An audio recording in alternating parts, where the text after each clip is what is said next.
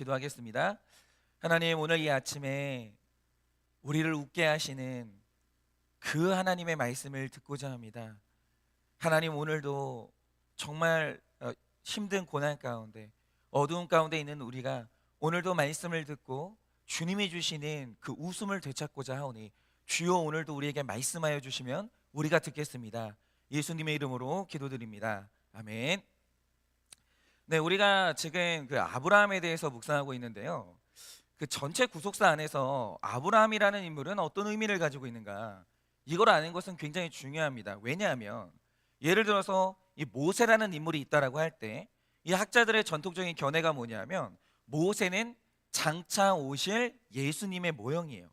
그런데 여기서 이 모형이라는 말을 좀 설명하자면, 제가 얼마 전에 그 휴대폰 그 가게에 이제 휴대폰에 대해서 문의할 게 있어서 매장에 방문한 적이 있었는데, 들어가니까 뭐 당연히 휴대폰이 쭉 진열돼 있더라고요.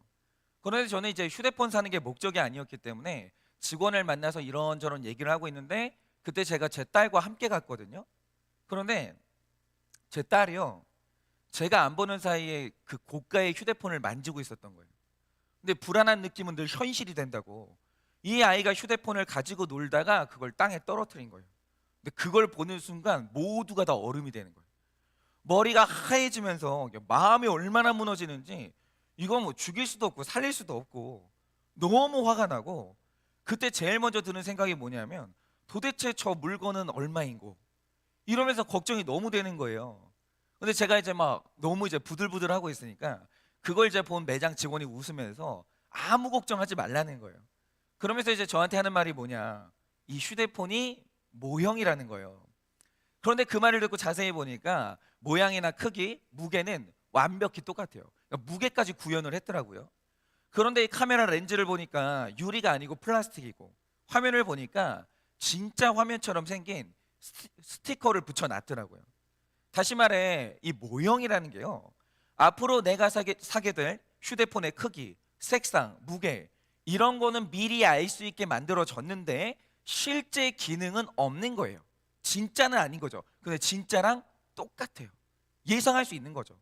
마찬가지로 모세가 예수님의 모형인데, 모세를 보고 있으면 장차 우리를 죄에서 구원할 예수님이 어떤 사역을 하게 될지 어렴풋하게 볼 수 있는 거예요. 미리 예상할 수 있는 거죠. 그런데 여러분, 모세 안에 모양은 그럴듯한데 예수님의 사랑이 있겠습니까? 예수님의 능력이 있겠습니까? 예수님의 말씀이 있겠습니까? 그런 거는 없지요. 왜냐하면 모세는 예수님의 모형이거든요. 그래서 모세는 메시아가 아니라 장차 오실 메시아를 미리 보여주는 모형인 거예요. 그런데 이와 마찬가지로 구속사에서 이 아브라함의 역할이 있는데, 그 역할이 뭐냐? 아브라함은 예수님의 모형이 아니라 모든 연약한 인간의 대표이고, 그를 보고 있으면 나를 볼 수 있는 거예요. 그런데 오늘 말씀에서 보게 되는 그 인간의 전형적인 연약함이 뭐냐? 아브라함은 분명히 구원받은 사람이었습니다. 성경이 그걸 인증해요. 누구도 부정할 수가 없는 사실이죠. 그런데 구원받은 아브라함이 날마다 믿음의 결정을 내렸냐라고 하면 그건 아니에요. 그렇지 않았어요. 물론 아브라함이 특자이기 때문에 믿음으로 내렸던 결정들은 있습니다. 예를 들어서 자신의 고향을 떠나 가나안 땅에 온 것도 믿음의 결정이고, 전쟁을 하고 전리품을 얻었을 때 그 11조를 멜기세덱에게 바친 것도 믿음의 결정이에요. 그의 삶에 믿음의 결정이 있습니다. 그런데 우리가 어제 말씀에서 본 것처럼 아브라함의 결정 중에는 믿음으로 내린 결정이 아니라 불안해서 내린 인본주의적인 결정들도 있었던 거예요. 우리 삶에는 모든 그런 결정들이 있습니다. 그런데 우리가 꼭 기억해야 될 게 뭐냐면, 누구나의 삶에, 택자의 삶에는 믿음으로 내린 결정도 있고 불안해서 내렸던 인본주의적인 결정도 있거든요. 예를 들어서 뭐 내가 뭐 주일마다 교회로 온다, 믿음의 결정이죠. 그런데 어떤 사람은 결혼할 때는 인본주의적 결정을 하는 사람도 있어요. 그런데 내가 어떤 결정을 하든지 간에 중요한 건 나의 모든 결정은 결과를 낳아요. 출산합니다. 예를 들어서 아브라함이 믿음 때문에 배신하지 않고 평생 살았던 여자가 사라인데, 오늘 말씀을 보면 드디어 믿음의 아내 사라가 아들을 낳습니다. 90년을 기다려서, 아브라함은 100년을 기다려서 아들을 낳아요. 그런데 아브라함의 삶에 믿음의 아내만 있었냐라고 하면 그게 아니죠. 아브라함은 불안함으로 얻었던 하갈이라는 여자가 있었는데, 문제는 그 여성도 아들을 낳았어요. 믿음의 아내만 아들을 낳은 게 아니라 인본주의로 취했던 아내도 아들을 낳는 거예요. 이렇게 우리 모두는 살면서 믿음으로 결정하는 문제도 있고 불안해서 인본주의로 결정하는 문제도 있는데, 이 모든 결정은 결과를 출산해요. 반드시 그러합니다. 그런데 오늘 말씀에서 중요한 건 이겁니다. 아브라함의 삶에서 믿음으로 낳은 이삭과 불안해서 인본주의로 낳은 이스마엘이 같이 살았는데, 이들이 평화롭게 공존할 수 있을까요? 오늘 말씀 9절 10절을 보면 그 결과를 기록하고 있는데 이렇게 말합니다. 사라가 본즉 아브라함의 아들 애굽 여인 하갈의 아들이 이삭을 놀리는지라. 그가 아브라함에게 이르되 이 여종과 그 아들을 내쫓으라. 이 종의 아들은 내 아들 이삭과 함께 기업을 얻지 못하리라 하므로라고 합니다. 그런데 이상한 게 뭐냐면, 자 보세요. 세상 사람이 있어요. 그러니까 이스마엘은 장차 애굽 여인과 결혼할 정도로 사실 아브라함과 함께 살았지만 인본주의로 낳은 아들이기 때문에 신앙이 안 들어갔습니다. 그런데 이삭은 이제 신앙이 들어간 아들이죠. 근데 이 둘이 같이 자라요.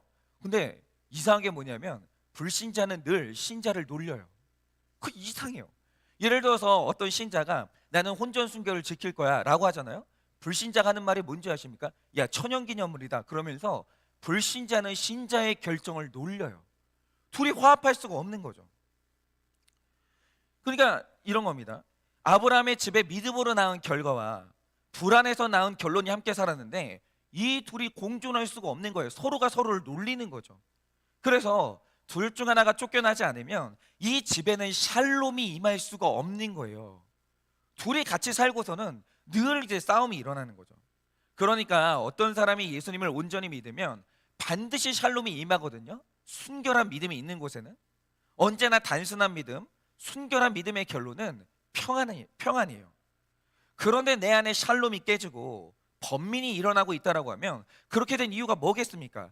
어느 날 믿는 사람이 불안함에 떠밀려서 불신의 결정을 내렸는데, 그리고 나서 내 마음이 평안할 수 있냐라고 하면 그럴 수는 없는 거예요. 그렇게 해서 낳는 결과들이 있거든요. 그런데 그게 내 신앙과 부딪혀요. 여러분, 신자가 믿음을 떠나서 불신앙적인 결정을 하게 되면 그게 내 신앙과 충돌하게 되면서 너무 큰 괴로움이 내 안에 생기게 되는 거예요. 예를 들어서 교회를 잘 다니던 자매가 있었는데 평소에 불신 결혼하면 안 된다는 얘기를 들었죠. 그런데 나이를 먹으니까 불안함이 찾아와요. 그러자 불안한 가운데 만난 불신자 남자친구랑 결혼을 했다라고 하죠. 그러면 처음에는 이스마엘을 낳았던 아브라함처럼 기분이 좋고 웃을 수 있습니다. 그렇죠? 여러분, 아브라함이 이스마엘을 낳고도 기분이 좋았어요. 그는 웃었습니다. 그런데 점점 살면서 경험하는 게 뭐냐? 서로의 가치관이 미묘한 부분에서 충돌을 하는 거예요. 나는 믿음을 버릴 수 없는데 신앙이 없는 남편을 만났어요. 이거는 반드시 부딪혀요.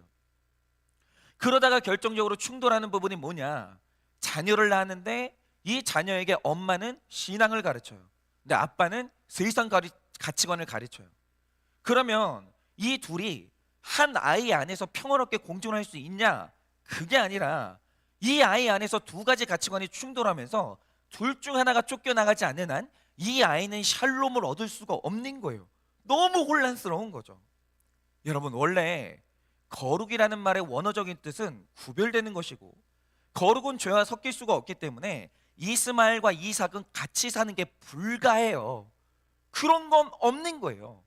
그러니까 오늘도 내 마음에 싸움이 일어나고 내 마음에 괴로움이 있다. 이유가 뭐냐면 내 안에 이스마엘과 이삭이 싸우는 거예요. 억지로 함께 있으려고 하면 날마다 충돌이 일어나면서 괴로울 수밖에 없는 거예요. 그런데 이 괴로움을 해결하려면 둘 중에 하나는 쫓겨나야 돼요.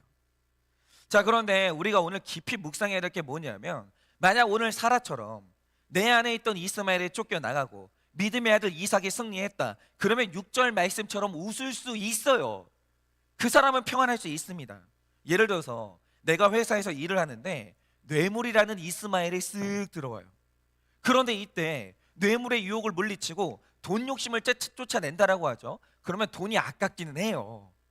그런데 신앙인의 마음에 생기는 이상한 감정이 뭔지 아십니까? 돈이 아까운데 기뻐요. 떳떳해요. 여러분 만약에 이 뇌물의 유혹을 이겨내고 그 주에 교회에 오잖아요. 여러분 그때 들려지는 하나님의 말씀은 나를 향한 격려의 메시지로 들리는 거예요. 칭찬의 메시지로 들리는 거예요. 여러분 그 사람은 웃습니다. 떳떳해요.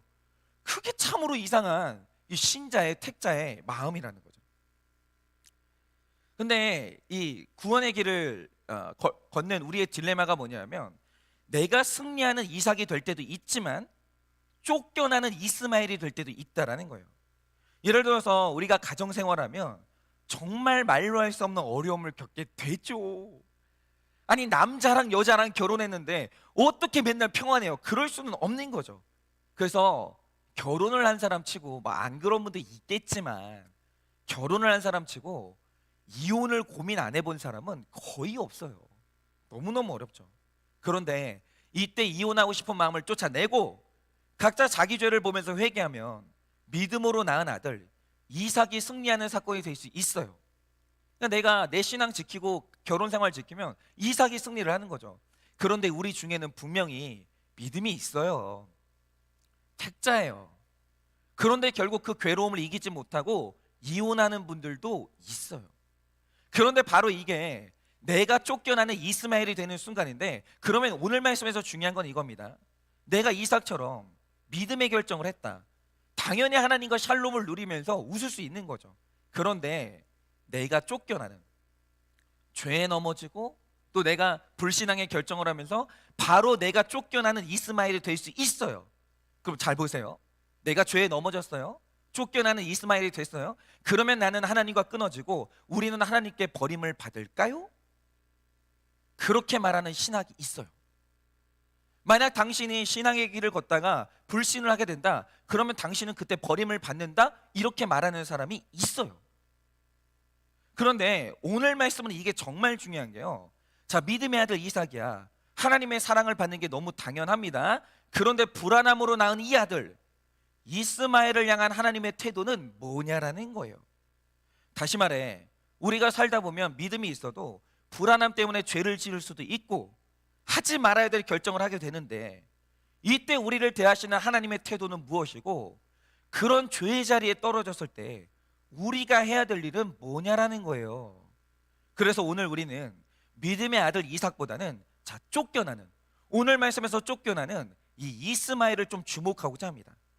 자, 오늘 본문 14절을 보시면 아브라함이 불안함으로 선택한 아내 하갈과 그 사이에서 태어난 이스마엘이 아브라함의 집에서 쫓겨납니다. 그런데 저는 이 본문을 볼 때마다 제 모습이 보이는 게요, 그러니까 제가 죄를 짓고 넘어질 때마다 그때그때 느꼈던 감정이 뭐냐면 하나님이 나를 쫓아내시고 나 홀로 광야로 떠나가는 그런 감정을 갖곤 했거든요. 그러니까 내가 죄를 짓고 예배 시간에 오잖아요. 하나님이 나를 안 만나주시는 거예요. 내 죄가 해결되지 않은 채로 기도의 자리로 오잖아요. 기도의 문이 안 열려요. 하나님이 나를 거절하시고 나를 정죄하시고 나는 쫓겨나는 것 같은 그런 감정을 가질 때가 많았어요. 여러분, 마찬가지로 이날 인본적인 하갈과 이스마엘이 쫓겨났는데 이들은 단순히 그 집에서 쫓겨났다고 느끼기보다는 내가 하나님께 버림받고 쫓겨나는구나, 이렇게 생각했을 것이고 아마도 그게 훨씬 더 두렵고 무서웠을 거예요.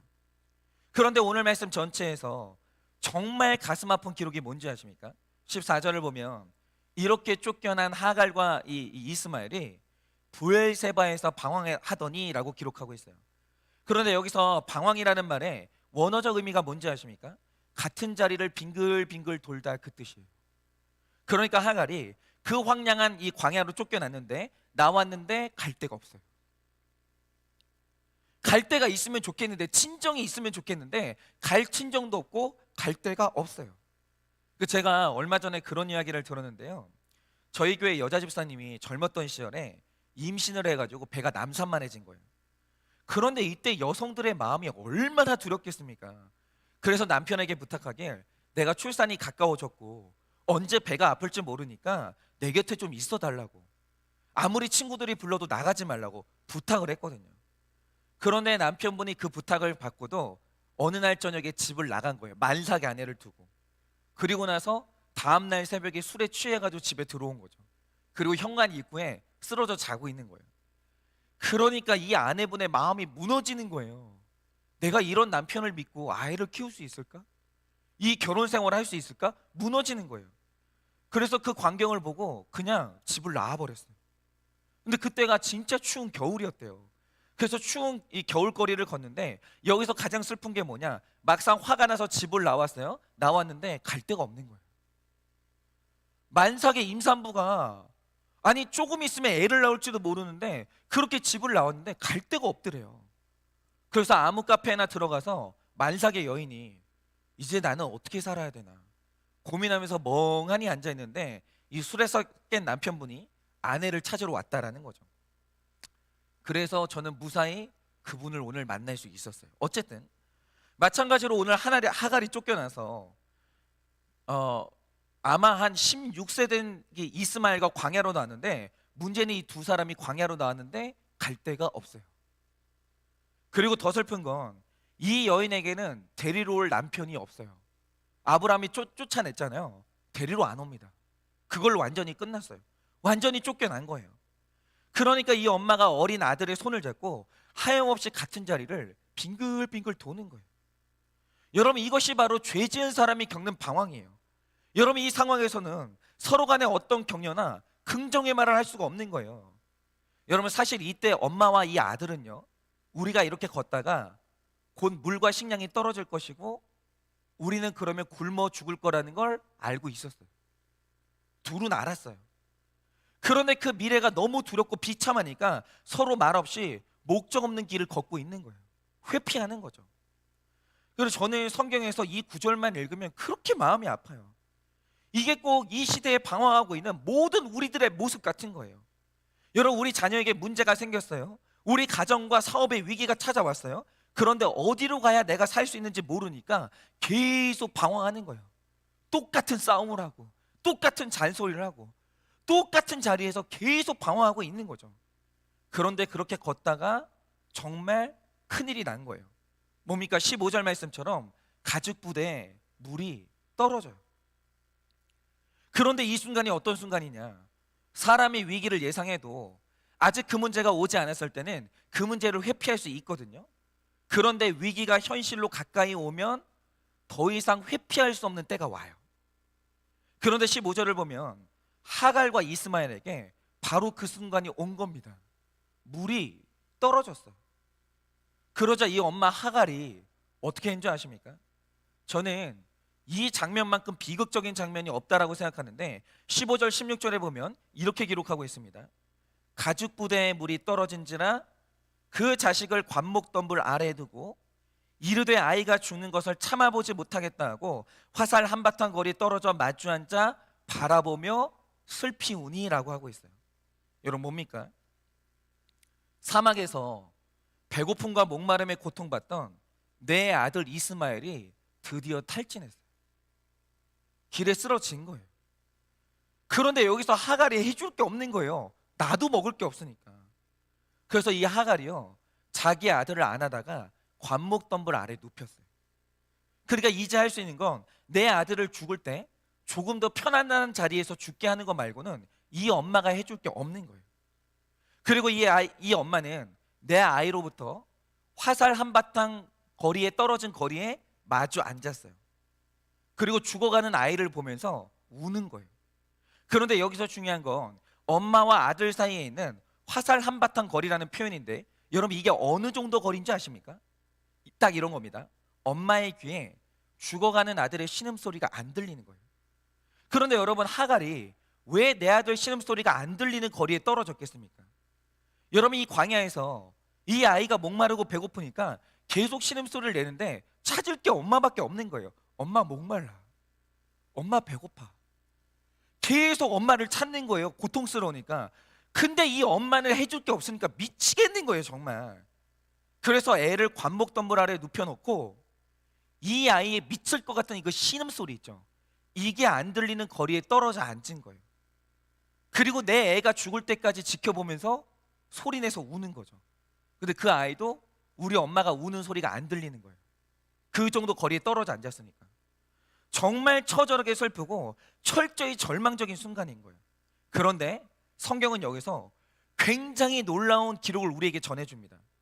여러분, 지금 화살 한바탕 거리라는 게 그렇게 먼 거리는 아니거든요. 그러니까 내 아들의 죽어가는 모습은 선명하게 보이는 거리인데, 다만 아들의 작은 신음소리, 나의 흐느끼는 소리가 안 들리고 있는 그 정도의 딱 거리예요. 절묘한 거리.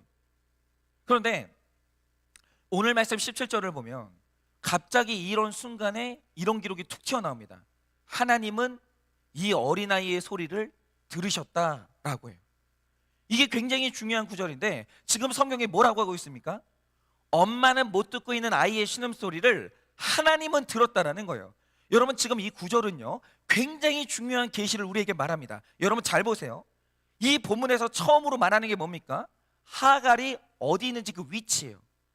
이 위치라는 단어가 오늘 본문의 핵심인데, 성경이 밝히고 있는 하갈의 위치가 어디입니까? 아이의 작은 신음소리가 안 들리는 딱 그 정도 거리에 떨어져 있어요. 이게 지금 엄마인 하갈의 위치예요. 그런데 그 후에 나오는 기록이 뭡니까? 그런데 하나님은 그 소년의 신음소리를 들었다라는 거예요.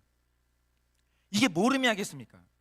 지금 성경은 보이지 않는 하나님의 위치가 어디인지 하갈의 위치가 아니라 하나님의 위치를 알려주고 싶은 거예요.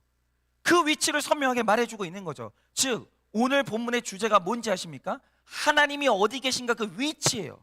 다시 말해, 내가 죄 가운데 넘어져서 방황하고 있을 때 보이지 않는 하나님이 대체 어디 계시냐라는 거예요. 어느 위치에 있냐라는 거죠. 그런데 이렇게 생각하시면 됩니다.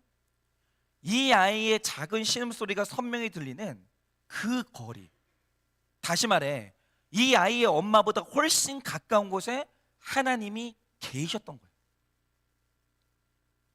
엄마는 이 아이의 신음소리가 안 들리거든요. 하나님은 들리는 거예요. 근데 어느 정도 가까이 계시냐라고 하면, 이 아이가 신음소리를 내고 있을 때 그 입에 하나님의 귀가 닿을 정도로 가까이 계셨다라는 거예요. 분명히 오늘 본문은 그걸 말해주고 있는 거예요.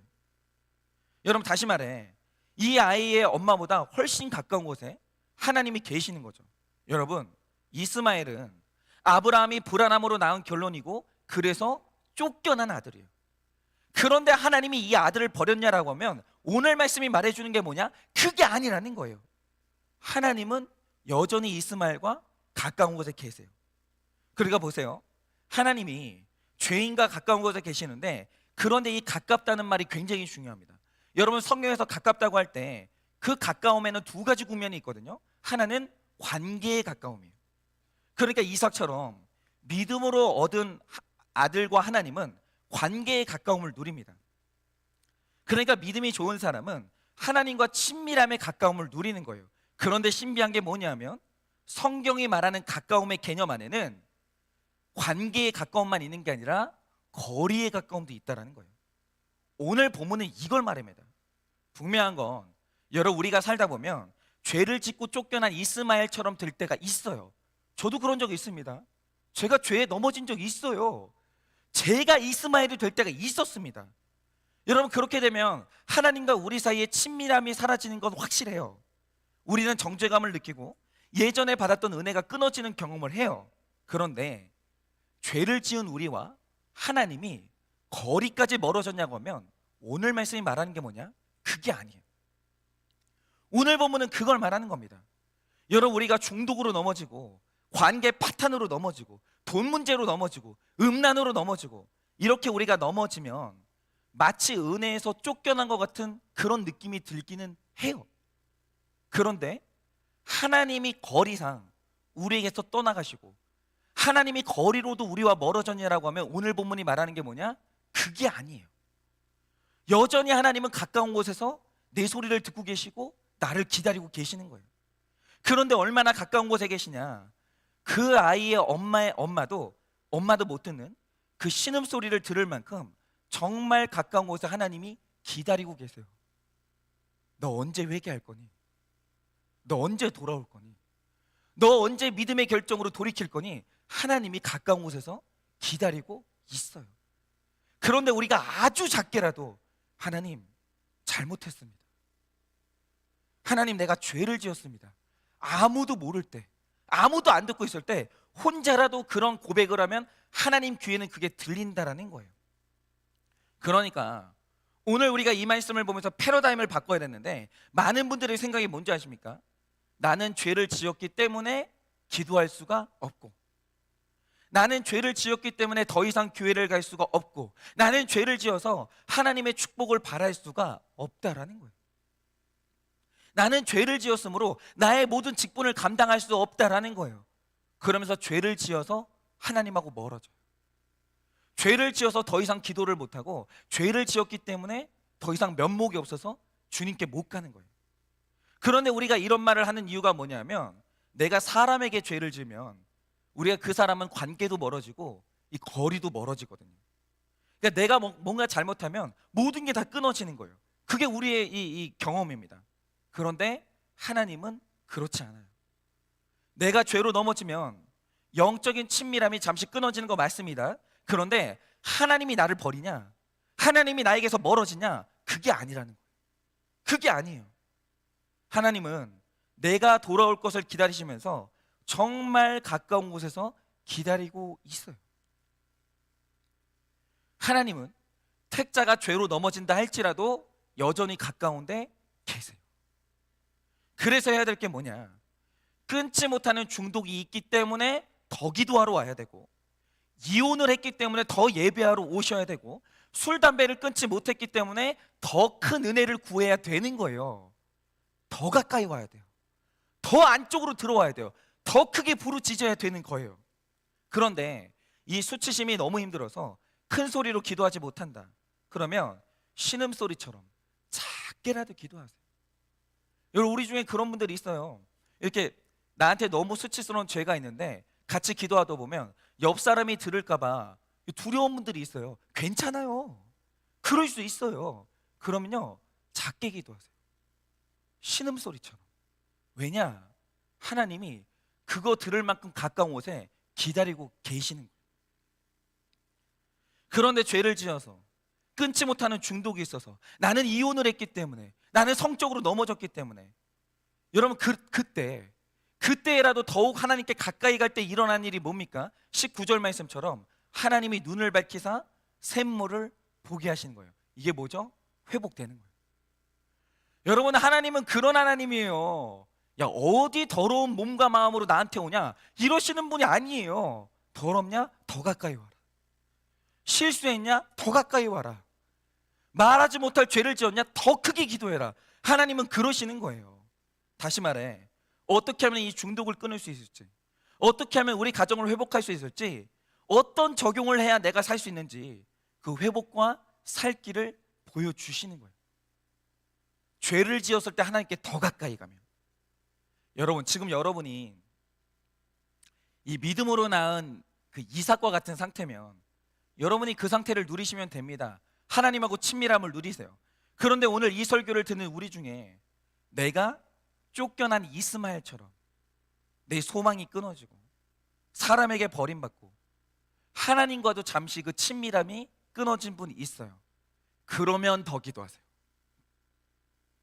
내 몸과 마음이 더러워졌습니까? 하나님께 더 가까이 가세요.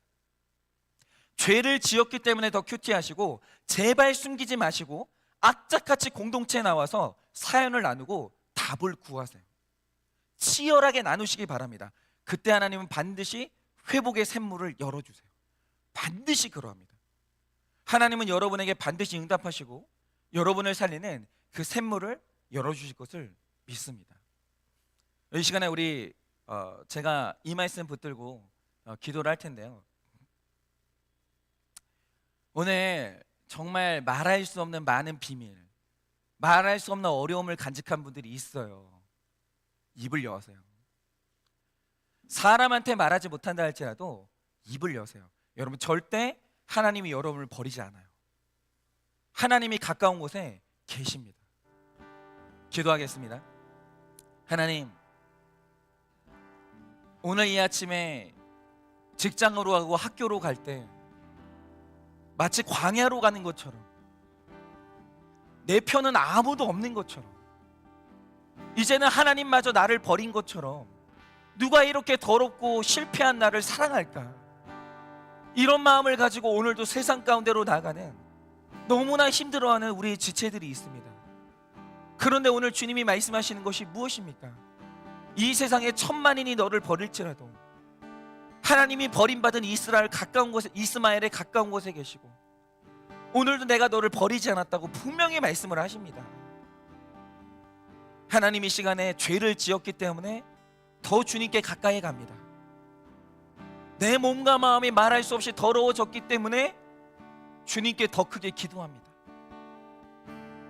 하나님, 내가 완전히 오늘 너덜너덜하게 실패했기 때문에 오늘 주님께 더 매달립니다.